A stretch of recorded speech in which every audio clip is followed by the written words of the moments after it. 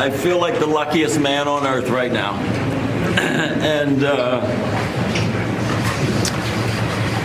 I want you to know that I am not a hero in this at all. And President Trump is a hero. These men that came from the diplomatic service are heroes. The senators and representatives that passed legislation in my honor to get me home are the heroes. I am in awe of what they all did. My family has been a force. I think my 95-year-old mother is probably the most dynamic 95-year-old on earth right now.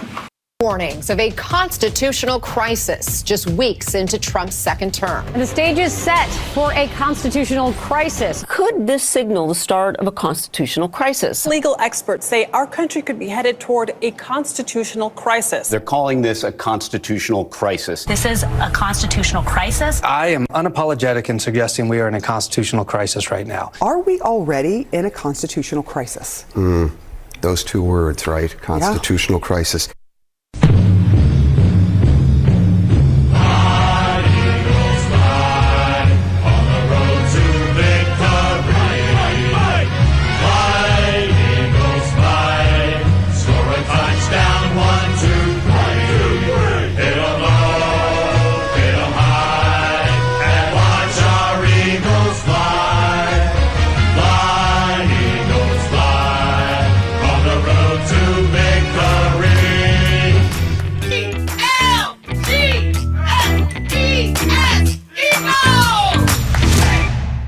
Welcome back to the Unregulated podcast. This is episode number 217. Here on Thursday, a melty Thursday, February 13th. I'm your co-host, Tom Pyle. And I'm your co-host, this Mike McKenna, who's just bogged down in a technical problem that I can't fix. But you're supposed to be focusing on the show anyway. And God almighty, Harrison Ford could bore a hyena, man. Jeez almighty. All right, well, let's start with Mark Fogel, the prisoner, the school teacher from Pennsylvania who was caught with a little medical marijuana in his satchel. Was imprisoned by Vladimir Putin for 3 years. Biden said he was working like the Dickens to get him out. And once again, President Trump saves the day. Yeah. I wondered if this guy's in a relation to Dan Fogelberg. I heard Fogel. I was like, man. Old Lang Syne. I'm glad he's back. Medicine. It's very emotional. Medicinal very emotional marijuana return. Really? Are you Kissed sure? the ground. Kissed the ground when he came back and thanked his hero. You think somebody like President that Donald J. Trump? Yeah. I'm just going to say this real quick. All right. Are you? What mood are you in today? super.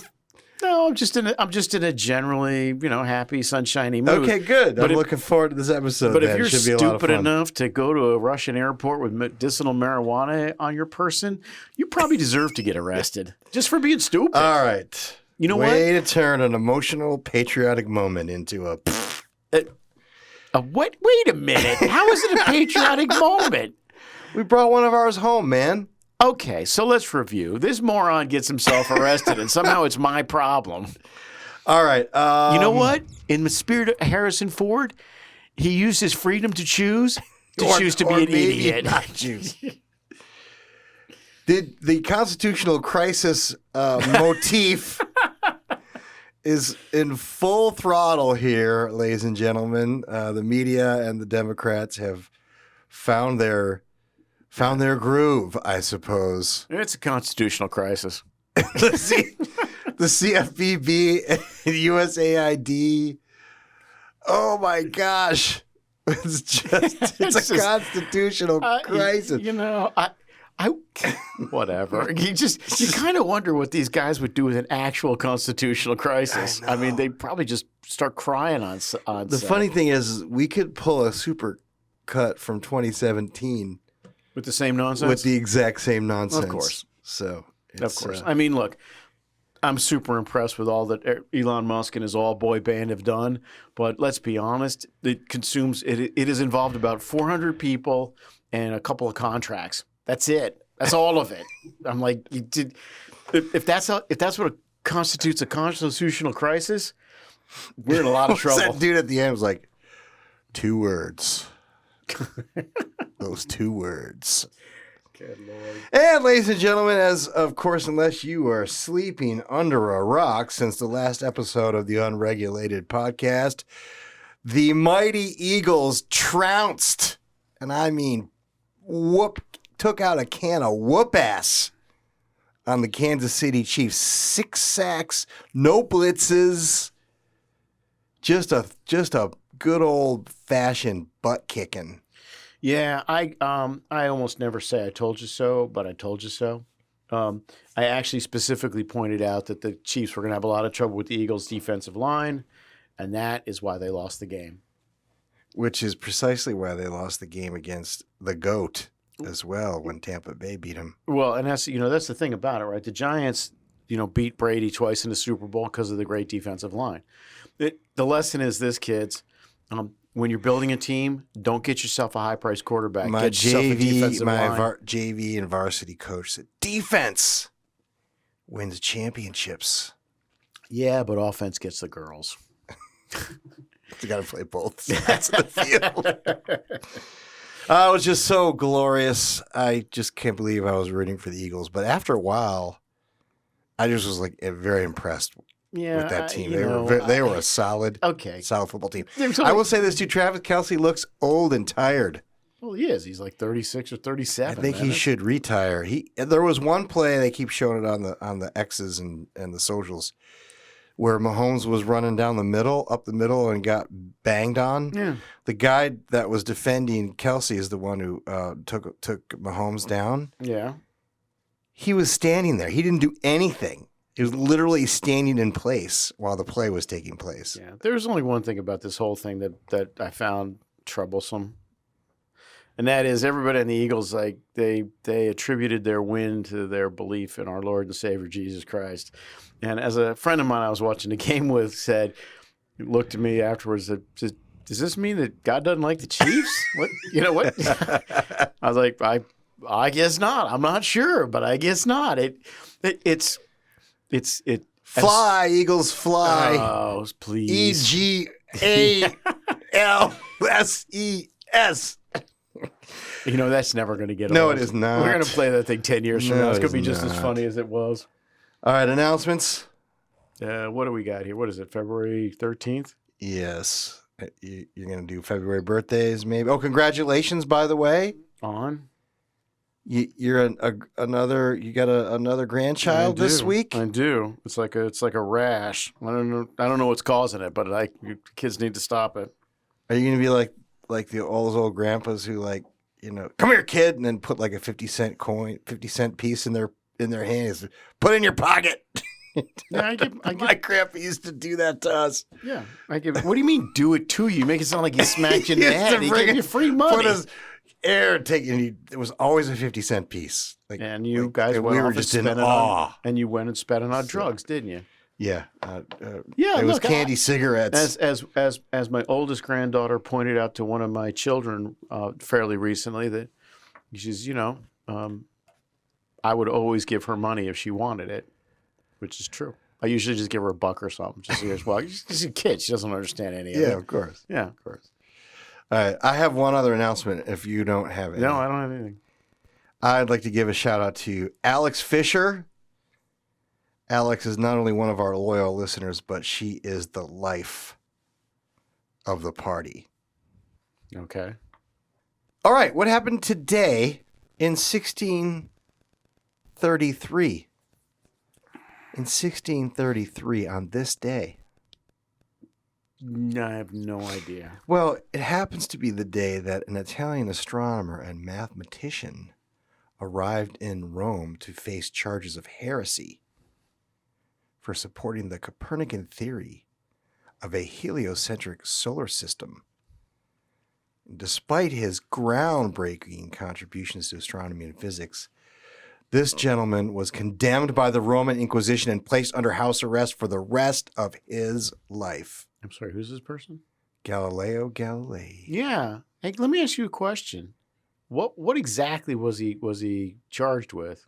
Heresy. Yeah, what exactly was he found guilty of, or what actual crime did they actually? What did they really bang him on? He was charged with heresy for advocating the Copernican theory, That's not which why holds that the Earth revolves around the sun. Yeah. So of the 5 cardinals on the panel, four of them agreed with him. The only thing they asked him to do was to take his time in spreading that around. They wanted the population to have a second or two to get used to the idea. Copernicus said, "Go to hell."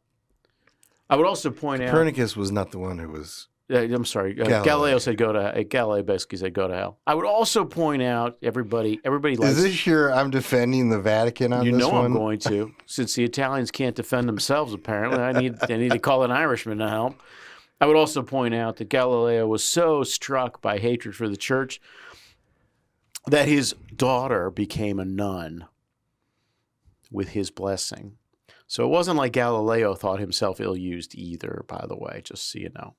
You got to be careful with this, Tom. You can't be spreading anti-Catholicism randomly. I'm not spreading any anti-Catholicism. You're I'm spreading a little bit stating what happened on this day in history. I'm just giving you the rest of the color. In 1992, of course, the Vatican formally acknowledged its mistake in condemning Galileo. Yeah, which makes it approximately better than every other of the 250-odd governments in this planet. That's true.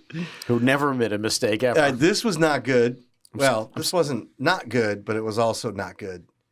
This happened in 1945 on this day. February 13th in 1945. Yes. The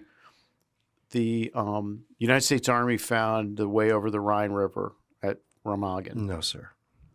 Okay. On this day in 1945, the Allied forces began firebombing the city of Dresden. And basically leveling it. Killing 100,000 people. What's the number? 3,400 tons of explosives dropped on by 800 American and British aircraft. 8 square miles of the city was ruined, and the total body count was between 22,000 and 25,000. That's a complete and utter lie. There were 100,000 dead at Dresden. This is what I'm just reading. I'm telling you that that is propaganda. That's a lie because nobody wanted to tell the truth. And let me ask you a question while we're on this. I know what kind of day this is. If you had to think about which was worse, some cardinals disagreeing with Galileo, or a bunch of people murdering civilians, which would be worse in your mind? Well, it's not a question. I just asked you a question, so that makes it a question. It's not a question. It's a rhetorical. I mean, obviously, murdering 20,000, 100,000 people is worse. Okay, just check it. Do you not think it's worse? Do I not think it's worse? No, I think it's worse. Okay. We're pretty similar on this stuff. I know we are. I don't like governments going and killing other people. It's not my thing. I just wanted to point that out. By the way, more people died in the Dresden firebombing than died in Hiroshima or Nagasaki. Yeah, and there wasn't really a lot of war assets. There was no assets. It was more of a they did it to make a point. Show of yes, keep it up and so on and so forth. I would not trade my place in line in judgment with those guys. The guys who came up with that. Not the guys who executed it. They were soldiers following orders. But the people who thought it up and made it happen, that's a tough one to explain.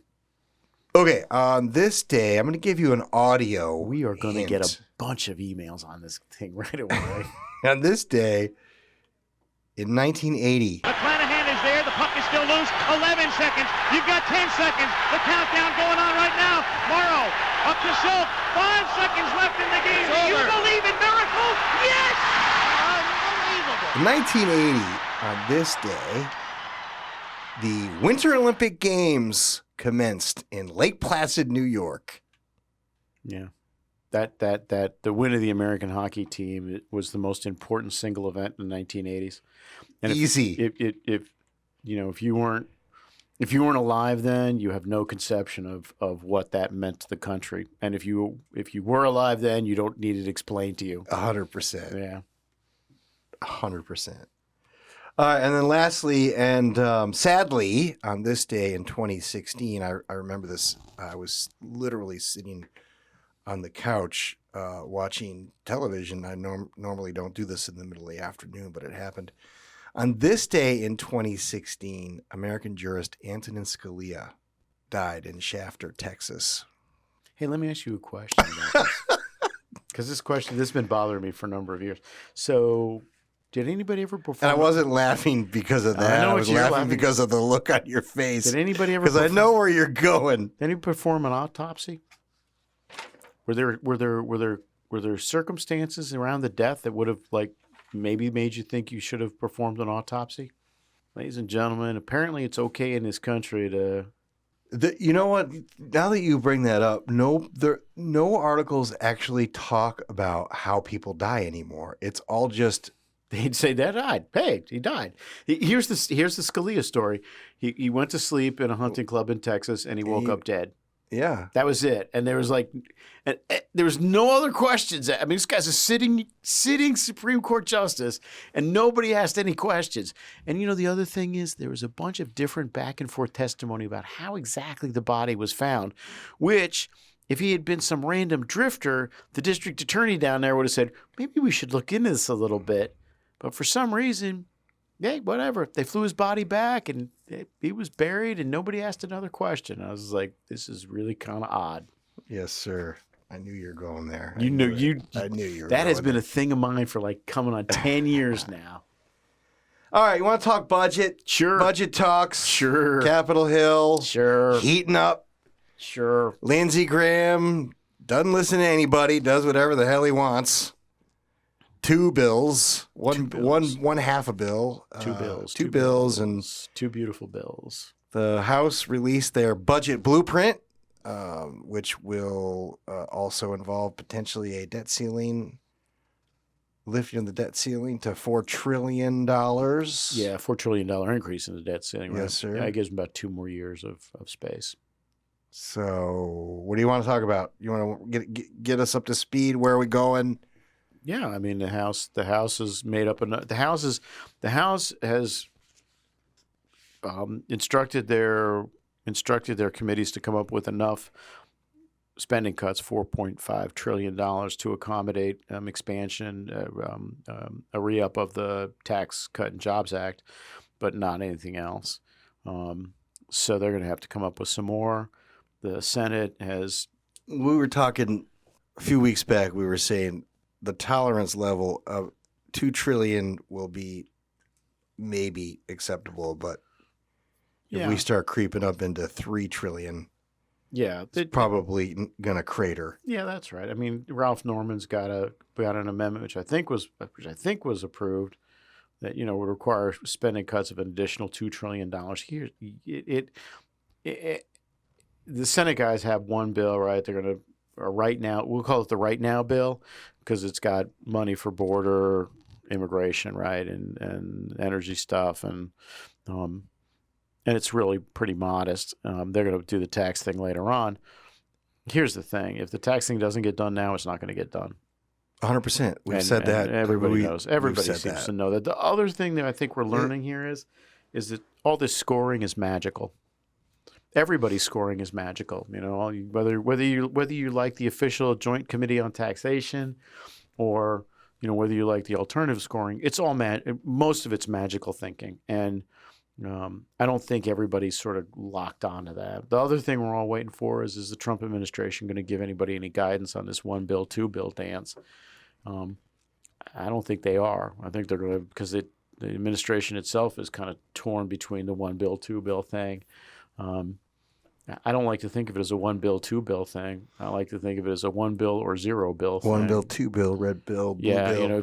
We're not going to have two bills. Yeah. That's not going to happen. No, there's no way. You have to do exactly what the and if we do, Biden administration did, even if it takes a little longer. That's right. Just jam it. If we do, that second bill is going to be nothing but tax extenders. It'll be a 2-year get me over. Yeah. And that's not what the president That's not going wants. to fix the inflation situation. No, it's not going to. It's going to be like I said, it's going to be a get me over, and that seems to be where we're going.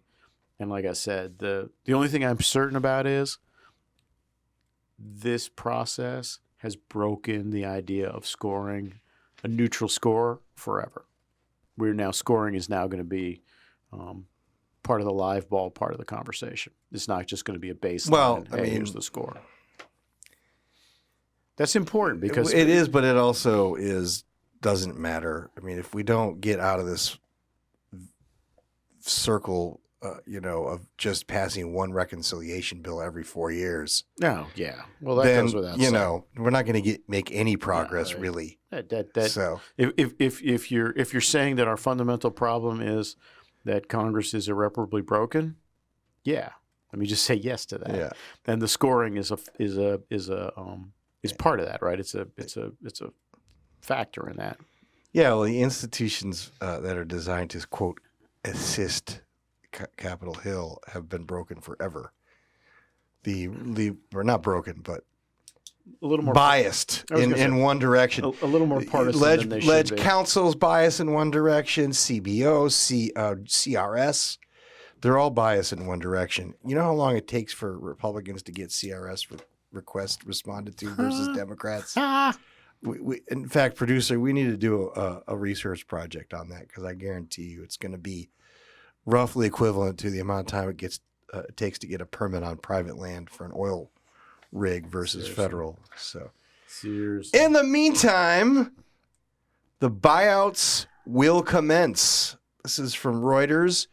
U.S. judge clears the way for tens of thousands of federal workers to take Trump buyout.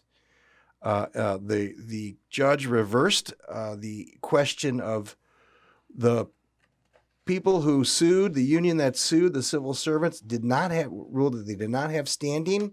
And so they reversed, and now 75 to 77,000 workers have signed up for the buyout.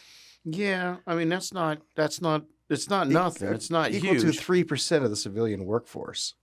Yeah, that sounds about right. It's about the number that separate every year. Yeah. So they got it done early. Yeah. So what it tells you is basically it's guys who are going to quit this year anyway. I was going to say, I wonder what percentage of them have their 20 in already. High. So, I would think high. But you know who didn't get it?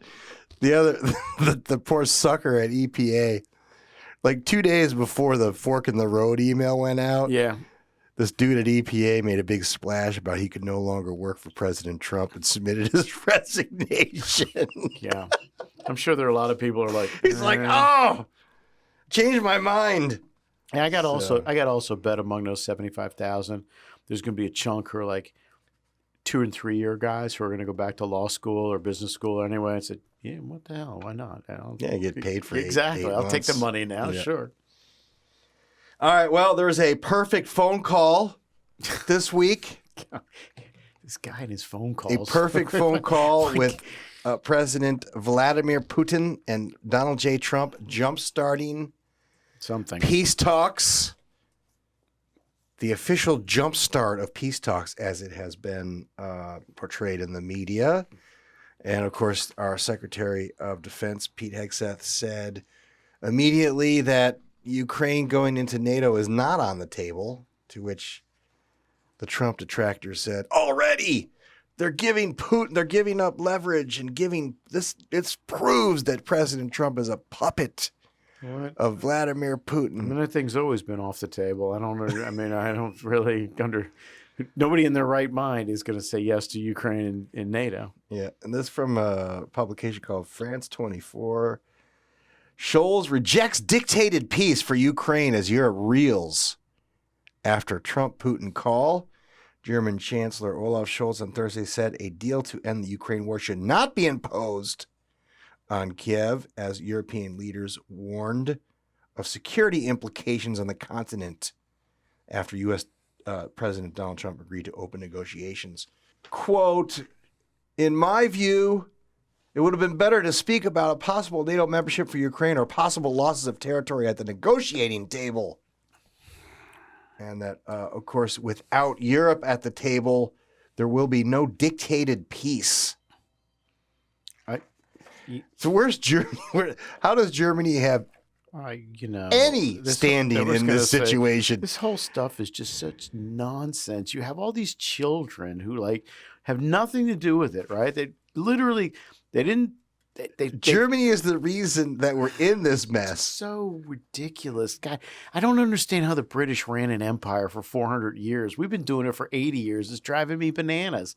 You have all these little ankle biters like Olaf Scholz or whatever his name is. Who's he? Who are these people? Look, dude, if you want to get in a fight, get your gloves on and get in a fight. And if you don't want to get in a fight, sit in the stands and shut up. But let me send you a strongly worded letter. I'm like, just come on. Well, you know what? If I was the Americans, I'd be like, you know what? Germany, you're that interested? We're leaving you. You fight it. You feed them. You furnish their weapons. You fight it out. Have a good time. We're leaving. Yeah. Deuces. Yeah, absolutely. Now, of course, Secretary of Treasury went to Ukraine to discuss some collateral in exchange for all the generous aid that we have been providing the Ukrainians have that we could possibly want. Rare earth. I was going to guess mail order brides. Rare earth. Rare earth? Oh, yeah. So, of course, President Zelensky said he would be more than happy to discuss giving some of his rare earth materials to the United States, of which the larger percentage are on the lands that Russia is currently sitting on. Yeah, man. So, let's just send a 34th there's a little bit of a quagmire there, right? I'm giving them all. Take them all. Yeah, seriously. You might want to call up the Russians first. The sooner we're out of this, the better. Agreed? You know what? The thing is, we're never going to be out of it. These people are hopeless. It is without a doubt the Europeans. They're hopeless. They're the most petulant, warlike children on the entire planet. They're seriously, they're hopeless. Well, Ukraine has been basically a playground for graft from both parties for a very long time. Yeah. So, I mean, we are never going to be free of. Don't get me wrong. I'm not a fan of Russia invading Ukraine, but what does it have to do with me? Ukraine is not exactly a innocent bystander in all of this. I reckon the entire Balkans are not worth a single Pomeranian grenadier. I don't even know what that means. Otto von Bismarck was asked whether he was going to involve himself in some petty war in the Balkans once. Okay. And he said, I reckon the entire Balkans are not worth a single Pomeranian grenadier. Now, the Pomeranians were known to be lousy soldiers. So it was his way of saying, I'm not even going to send you my worst soldiers, right? Not even one of them. All right, I so think about that quote a lot whenever people talk about Ukraine. RFK is in. Yep. Tulsi is in. Yep. 2 down, 1 to go. 2 to go. Who's the other one? Oh no, I guess Brooke got done last night. Yeah, she got done last night. So all that's left now is Mr. Patel. But I want to bring up a clip that I missed a few weeks back during the hearing for RFK's confirmation hearing. This is Senator Warren from Massachusetts. Okay. This is not only about a private company that gets sued and has to pay out. Vaccine manufacturers often operate on very slim profit margins. If they get sued repeatedly and successfully, they simply move out of the vaccine space. We've already seen this happen with vaccines in the past. 20 years ago, we watched vaccines just move away if they did not have protection from these kinds of lawsuits. The consequence of Mr. Kennedy's ability to make those lawsuits easier is also the ability to shut down access and manufacturing for vaccines for everyone. Wow. That's lovely. Is that something? Well, I mean, she is the oil and gas industry's best lawyer they've ever had. I'm thrilled she's come out in favor of tort reform. She literally... She just encapsulated the whole argument. The key word in there was successful.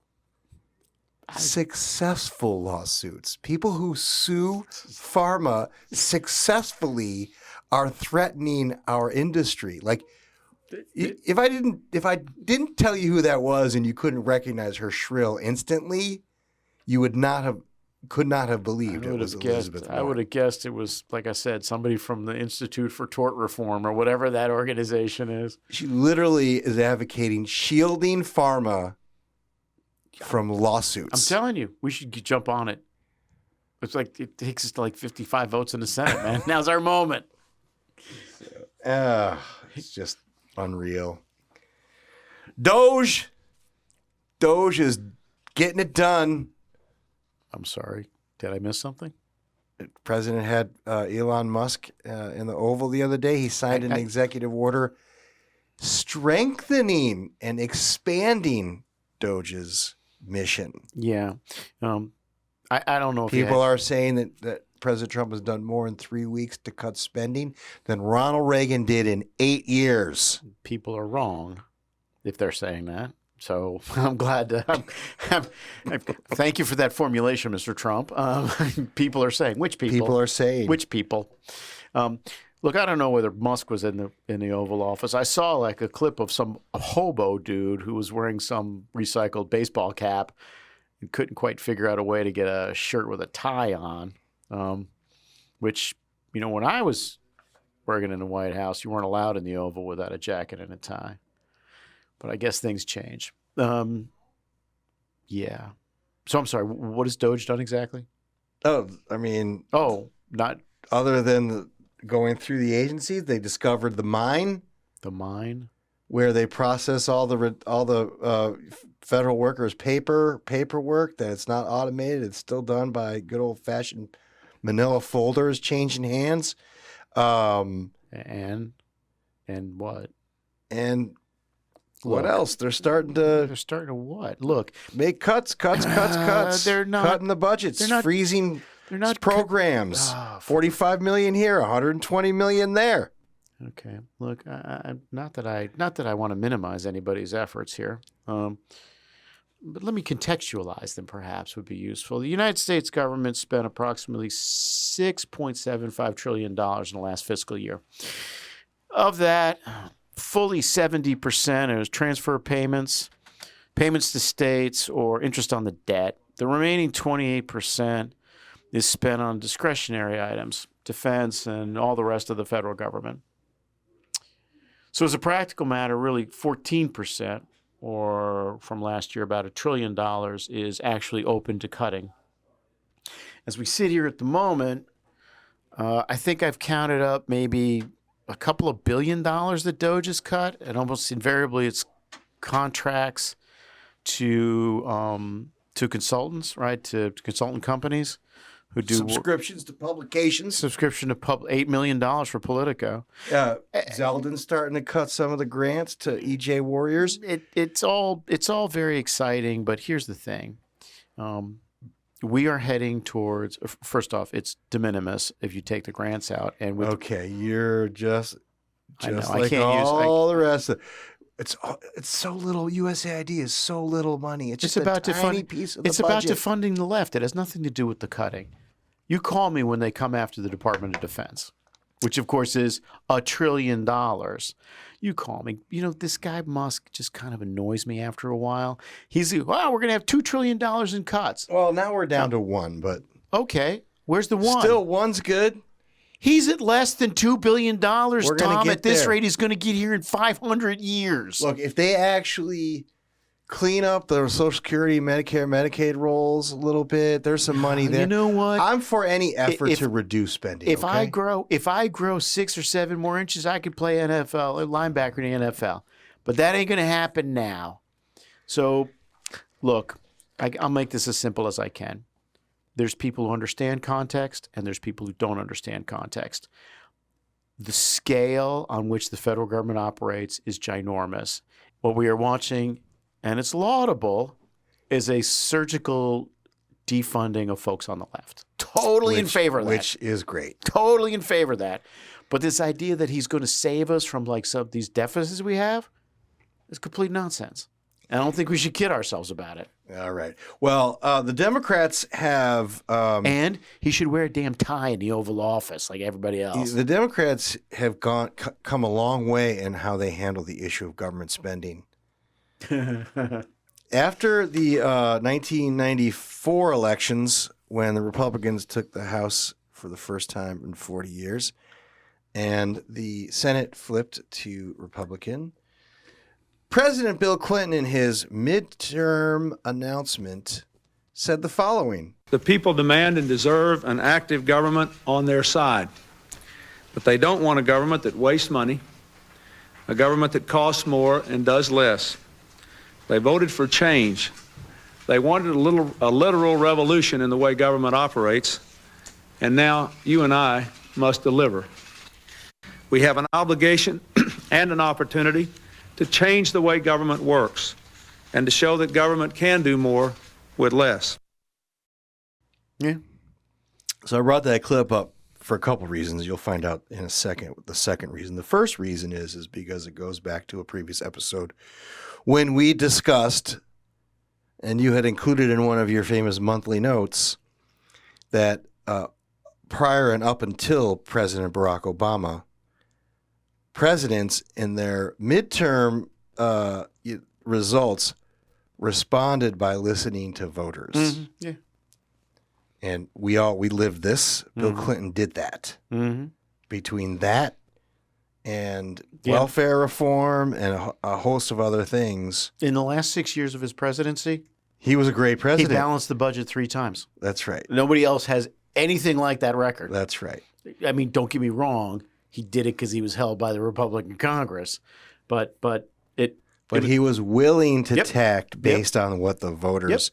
President Obama, as we discussed, took a different tact when he got slaughtered in his midterms. Slightly different vibe. And he doubled down. And quite frankly, the expansion of executive authority rapidly increased under President Obama. Yeah. And we've had that ever since, including Bush, creating whole departments, whole new agencies, which I would argue should be undone. Homeland Security. I don't understand why we have that anymore. Joe Lieberman wanted it. And I wanted to compare that to how the Democrats are responding to the will of the voters now. Yeah. Now, I'm going to be quick because I want to send a message to somebody. Elon, take your musty millions and musty Moscow rights to the moon. Because if you don't, we're going to stand up, we're going to speak out, we're going to march, we're going to do anything we need to do to make sure that the people of this country understand that the CFPB is for them. You get your musty hands off of our money or go to Moscow, you musty moo. What do you even do with that? What's a musty moo? I said this. This level of outrage is for the CFPB. Yeah, seriously, man. You keep your hands off of our money. I bet you, musky Moscow musty moo. I bet you $50 he doesn't even understand. It's a bank regulator. Yeah, I made this comment off air. I'll make it on air now. It's like we're fighting against children, and not particularly bright children either. I mean, it's just like, are you serious? That's one. And then two is, I'm listening to that, and one thought's going through my head. You want it? Jesse Jackson destroyed. Bring it to me. Jesse Jackson destroyed Democratic politics because everyone wants to talk like him. Yes, and you know the thing is, he was a savant. He was a genius. He was a prodigy at that kind of thing, right? Anybody who's ever on the receiving end of it, you'd be like, "Oh man, that's tough," but it's good, right? Everybody else is just like, "I'm going to imitate Jesse Jackson," and they're from Chuck Schumer to this guy, whoever he was. This is Emmanuel Cleaver, and they're terrible at it. They're no good at it. You know who else is not good at it? And if he's the ends up being if Nancy Speaker Emerita ever decides to go home, yes, and let him actually run the Democratic Party, Hakeem. Oh, he's awful. He's whole awful. Cadence of his he's terrible. Is not getting it done, in my opinion. It's just awful. These guys are terrible. I'm like, stop it. Stop trying to be just be yourself, man. All right, quiz time. Yo. Can you name the 2 senators from Minnesota? Yeah. Let me think about that for 10 seconds. Tina Smith. Oh, you got it. Ding, ding, ding. And Dave Durenberger.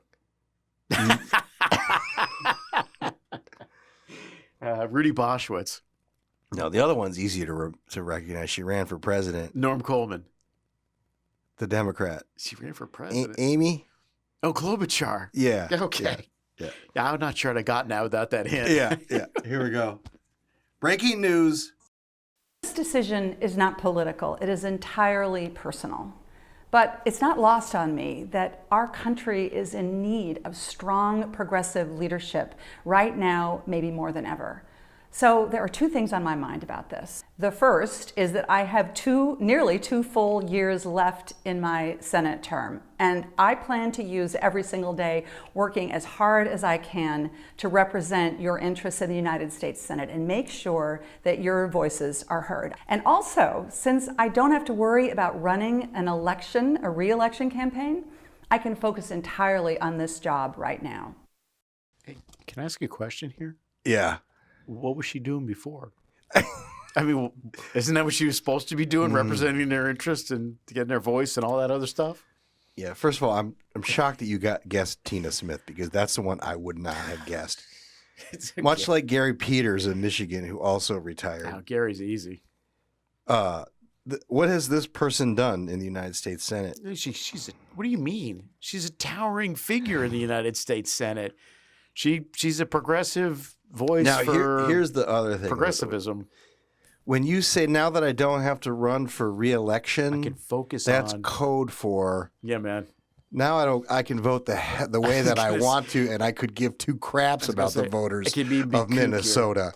Yeah. Or said state. Yeah. Or district. So you paid no attention to Minnesota this go around. I don't blame you. But what happened is the Republicans took the state House representatives, right? 67, 66.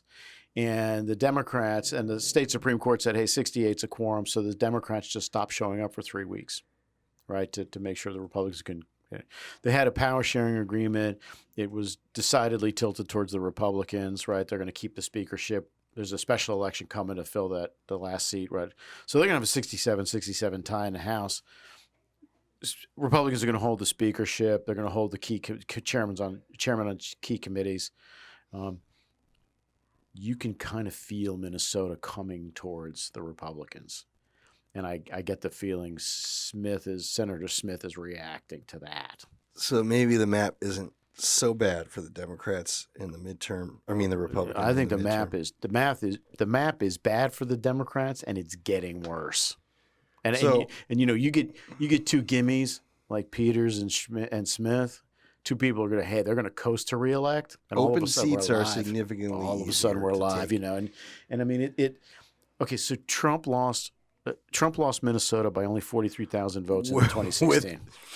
In 2016, with a sitting governor from the state on the ticket. Well, So in 2024, in this latest go around, he lost it by I think 116,000 votes. But that was all about Waltz. You know, the question in Republican circles is how close is that state really? And the answer is 25,000 votes. It's going to be a close race. Well, the announcement was barely news before Lieutenant Governor Peggy Flanagan declared her candidacy for the open seat. Sure. So the Dems are moving pretty fast on that. We'll see what the Republicans put up. So, All right, I'm done with politics. You got anything else before we move on to energy? Pete Stauber. For the Senate seat? Pete Stauber. I'm in. Pete Stauber. I'm all in. That's the first thought I had. I'm sorry. I'm good. Let's move on to energy. Okay. This is from the Washington Post. Most of the world's big polluters just blew off a major climate deadline. Amid record heat and intensifying floods, UN officials have for several years reminded countries of a crucial looming opportunity to improve the planet's climate trajectory by submitting new national level plans for reducing greenhouse gas emissions. Seize this chance, UN Secretary General Antonio Gutierrez said last month. But when the due date arrived on Monday for submitting those climate plans, the vast majority of those countries, including major emitters such as China, India, and the European Union, missed the deadline.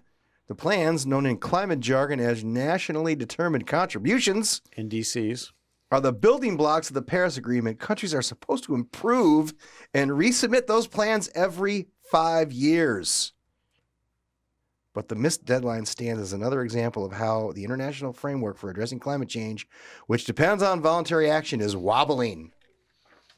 Yeah. Of course, we're not submitting any NDCs. No, we're not going to submit any NDCs. Because we're not in the Paris Agreement. This is the same thing.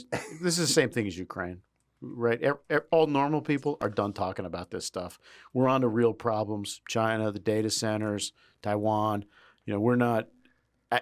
These NDCs. How soon before the Paris Agreement completely collapses? What's the over and under? 7-8 years. It's a good boondoggle for the NGOs. You keep getting to go to the. It's a good. Well, we're ripping up the NGOs and stripping them of their federal funding. It's serious. It's still a good. It's a good boondoggle for the NGOs, and they never go to any lousy place. Nobody ever goes to Zimbabwe or something. They're always going to Stade. Where did they just go? The last one was Morocco, I think, or maybe the time before that was Morocco. And like I said, they never go to any lousy place. They always go to some great place. Either UAE or Qatar. UAE. Something like UAE, that. Yeah.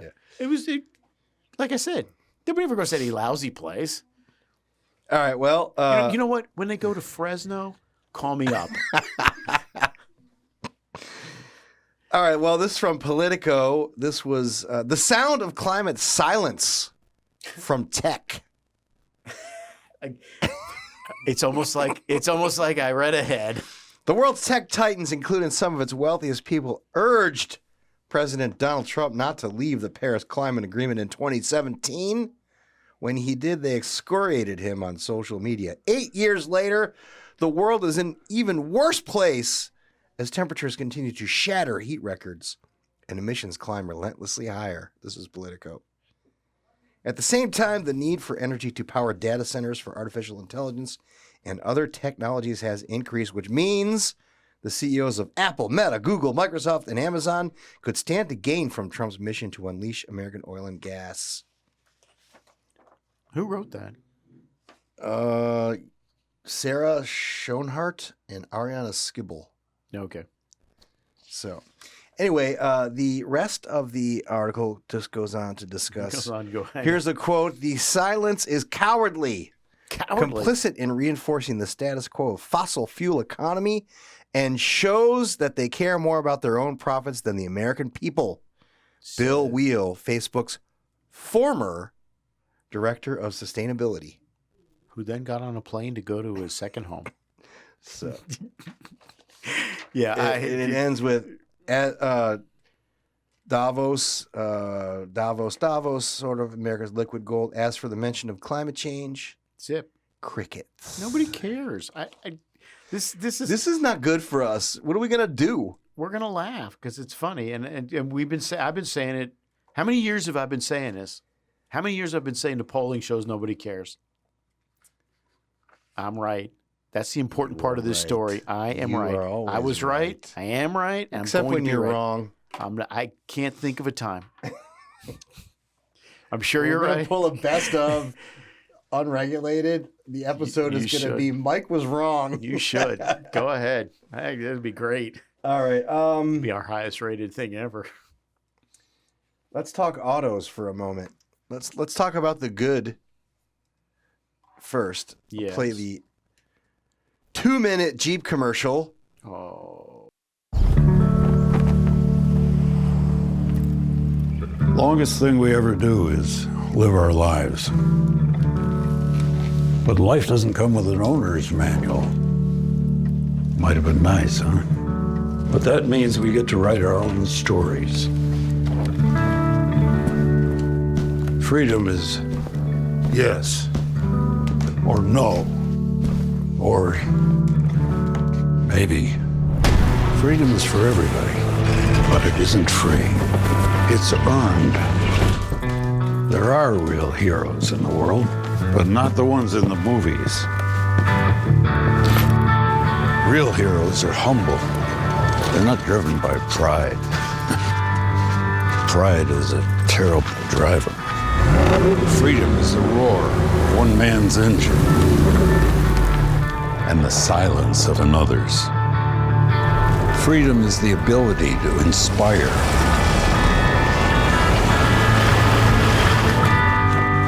The most sacred thing in life isn't the path. It's the freedom to choose it. You don't have to be friends with someone to wave at him. We won't always agree on which way to go. But our differences can be our strength. So choose, but choose wisely. Choose what makes you happy. My friends, my family, my work make me happy. This Jeep makes me happy, even though my name is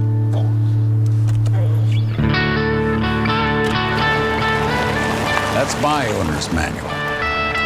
Get out there, write your own. All right, here's the key takeaway here. Yes. 2 of them. Yes. It reinforces the fact that I do not like Harrison Ford. Okay. But set that aside for a moment. The freedom to choose. We should choose. Choice. Freedom of choice. Yeah. It's seriously the worst commercial ever made. I'm sorry. It is not, because you recall a few Super Bowls ago. Yeah, that stupid Norway the commercial. entire fleet of auto commercials was about how EVs are just amazing and everyone's just going to love them. Still, how did Jeep find a guy who's basically teetering on the edge of mortality to like pitch, man? It's just so weird. Yes, no, maybe. I like my Jeep and I like ice cream. I mean, it was kind of weird. It was. The more you read, the more you hear it, the less you like it. Yeah, but exactly. Still, the pitch is it's better. choose your revved up engine or your silent EV. It's better. It's improvements. So look, they do the survey work too. They know no one cares. But what is not an improvement is the posture, the position of the auto companies. This is from Car Scoops. U.S. Auto Lobby Group warns Trump of chaos if EV tax credits disappear. U.S. automakers prefer the $7,500 EV tax credit be gradually reduced rather than cut abruptly. The incoming Trump administration is poised to reshape industries across the U.S., and the auto sector is bracing for potential seismic shifts.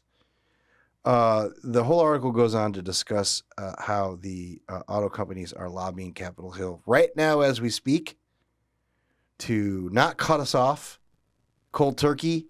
Then we want to glide a smooth glide path. Not going to happen. Towards eliminating some of these subsidies and credits. Not going to happen. The subsidy is too rich. It's probably $500 billion in the window. There's just no way. It's going to get zeroed out almost right away. And you know what? Of course, appealing to the red belt. The red belt? The red states that are benefiting from all of the EV giveaways for battery plants. Yeah, let's be clear about that. So on and so forth. Let's be clear about that. Money isn't given to states. The money is given to companies. It's making companies rich. It's not making states rich. So it's making blue companies in red states rich, not red people in red states rich. And I don't mean the Indians or the Native Americans or whatever the current term of art is. Ford CEO Chris Farley's cousin emphasized just how crucial these production credits are. He didn't really. Yes, the production credit is critical for our industry, and it will be a significant impact for our industry if it goes away. Many of our plants in the Midwest that have converted to EVs depend on the production credit. We would have built those factories in other places, but we didn't. Well, everybody makes some mistakes there, buddy. Time to move on. Yeah. I put out a statement on this lobbying blitz. I'd like to read a little portion of that, if you don't mind. Indulge me, please. Automakers took a risk on electric vehicles that ultimately didn't pay off, relying on government regulations and mandates to create a new market that never materialized. As we predicted, when federal pressure failed to force consumers into unwanted products, the industry doubled down, trying to use California's regulatory power to push EVs even harder. In the process, they ignored the interest of their workers, American consumers who ended up paying more for the cars they actually wanted, and their shareholders who expected returns. Now they want the American taxpayers to help cover their debts. You know, back in America, I have a saying, you lay down with dogs, you wake up with fleas. You're going to lay down with the federal government, you're going to get up with some fleas. That's just the way the world is. Keep your promise, President Trump. That's all I got to say about that. I'm not worried about that. I don't think they're going to sway this president. That'll be ridiculous. I think he much prefers no tax on tips. Seriously. He's got other stuff he wants to spend that tax money on. So the good news is the autos have relented. They recognize that their EVs don't quite get it done. Yeah. What's the bad news? The bad news is they're not giving up. Good for them. Coal. You want to talk coal? Yeah. This is from Reuters. Yes. Vietnam's industrial boom drives global coal imports to new highs. Vietnam has become a key driver of global growth in thermal coal imports and use after supercharging imports of the power fuel by over 30% in 2024 to record highs to 44 million metric tons, according to ship tracking firm Kepler, which contrasts with just a 1% expansion in global thermal coal imports last year to 1.1 billion tons. Vietnam expanded footprint of fossil fuel generation. I thought coal was dead. People always use whatever energy source is most reliable and most affordable. Iron law. And here's another one from China. You. Not to be outdone by Vietnam. AP News. New coal plant projects in China hit the highest level in nearly 10 years. We keep saying that every year. Seriously, man. So keeps climbing up. China's power industry began construction on nearly 100 gigawatts of new coal plant capacity last year, the most in nearly a decade. A report from two clean energy groups said Thursday the development raises concerns about the ability of the world's largest carbon dioxide emitter to meet its climate goals, and threatens to undercut China's massive expansion in solar and wind power. Okay. I don't think first off, I don't think the Chinese ever had any such goals. And second, I'm sure the Chinese don't think it undercuts the solar and wind. It augments. But okay, you guys keep writing your stories. You guys keep writing your stories from, your home in Narragansett or wherever you live. What goes on with people? And then here's another one. This is weird. This is from New Mexico, an outfit called Capital in Maine, which covers the capital in New Mexico. Trump vows to cut oil and gas rules as New Mexico looks to fight back. Fight back? The state's challenge, how to police an industry that generates a third of the state budget.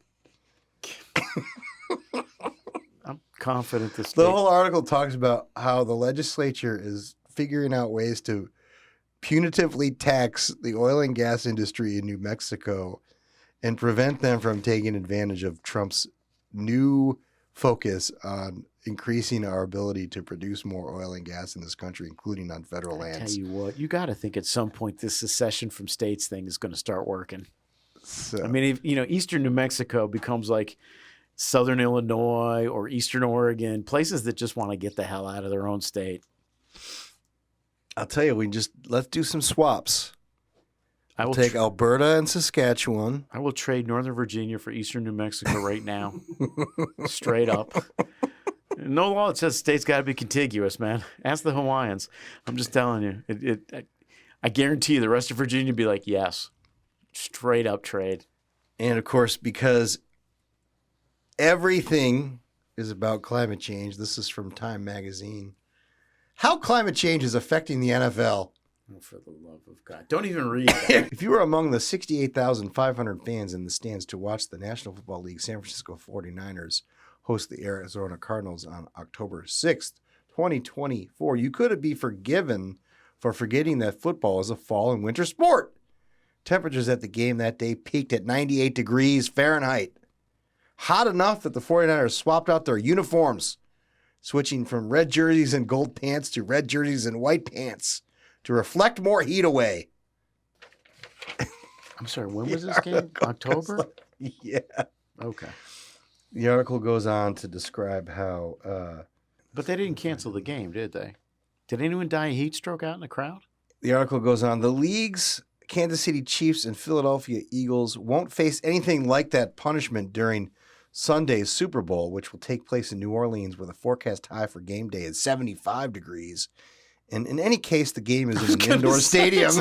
It's in an air-conditioned stadium. Either way, there's no escaping the fact that the world is steadily and dangerously heating up. So apparently climate change is going to have a really dramatic effect on tell you what, you know what? On our football experience. George Soros and the rest of and Hans Borg Weiss and all these other guys who are paying money for these media hits, you're wasting your money. Nobody reads it. Nobody cares. Move along. All right. Big news in baseball. Pitchers and catchers report this week. I was going to say today, right? Tomorrow? Something like that. Spring training is underway. Yeah, man. Hope springs eternal. Damn. Not really. I'm a Yankees fan, so. Yeah. Yeah. I can only say one thing for certain. The best years of our franchises are way behind us. Yeah, the Dodgers are, I think the latest is their 28% chance of winning the World Series again. Yeah, I don't really think that's going to happen. The Yankees have like a 9%. Somebody's going to knock them off. It's not going to be the Yankees, but it'll be somebody. So it's tough to repeat. But perhaps the best news this week was in the free agency market. Yes. This is from New York Post. I picked that on purpose. Alex Bregman agrees to a $120 million Red Sox contract in free agency bombshell. I saw that. 3-year, $120 million contract with a buyout after the first 2 seasons. Years. $40 million a year AAV. $40 million a year? For Alex Bregman? Yeah, but the best thing is that the guy you love to hate is now playing for the team. I'm not a big fan of. You can't but not. But Alex Bregman, $40 million? Who would pay that guy $40 million? $120 million, 3-year contract. He's 2 years past his prime right now. Yeah. Mark, my friend Mark, who's a big Red Sox fan, you can have him. Yeah, seriously. Good luck. On top of that, I get the feeling he's poison on a team. I could be wrong. I got a pretty strong feeling about that too. Man. So given his personal... no remorse whatsoever. Yeah. For the cheating scandal. So and then lastly, I have one article and a tweet of the week and a close. So the floor is yours if you got anything else. I know you're on a hard deadline here. I think I've talked enough. We're already 25 minutes past the hard deadline. So let's just wrap this up so I don't piss everybody off. This is from the UK Telegraph. Disney ditches trigger warnings in DEI bonfire. Entertainment giant removes disclaimers on beloved classics in a major shift. Thank goodness. Disney has scrapped its trigger warnings for children's cartoons such as Dumbo in a bonfire of diversity, equity, and inclusion policies The entertainment giant is removing disclaimers on beloved classics such as Peter Pan and Jungle Book, which warn viewers that the films promoted racism and contained harmful stereotypes. Disney also announced it would abandon a series of DEI policies. In keeping with a broader movement among Fortune 500 companies, marks a major shift by Disney, which has previously been sued by shareholders for what Disney claims was a woke agenda, and publicly criticized by prominent Republican politicians. And Bob Iger went on to say that it's time to tone down Disney's political image. I agree. I'm glad. About time. DEI is dead, baby. Killed by Bud Light. All right, tweet of the week. Once again, the winner of the tweet of the week is Congressman Mike Collins. Tweeted today, Jeepers. It's a bad day to be processed food. Oh, the Kennedy thing. You know, we laugh about this, but he's about to whatever. I don't even know what to say except y'all wanted him. Good luck. Y'all gonna get him. Should be a wild ride at the Department of Health and Human Services. It's going to be terrible, and he's going to be a train wreck because that's what he is. All right. Well, speaking of which, and this is probably one of the last times, I keep saying this, but probably one of the last times we'll hear from that she will receive this award for close of the week. As we think about the future, we must, as a society, as a country, invest in adaptation and resilience. And we have to understand these extreme weather occurrences are extreme, but they are increasingly less rare. The word salads continue. Damn it all to hell. I was hoping she was going to say unburdened. Come on, man. These extreme weather occurrences are extreme. They're not rare anymore. I have grievances. You people are going to hear about it. We need a little extreme weather to melt the rest of the snow here in our nation's capital. Seriously, a seriously more convincing argument if we hadn't just been snowed on. That's it for the 217th episode of your Unregulated podcast. We are out of here. Namaste.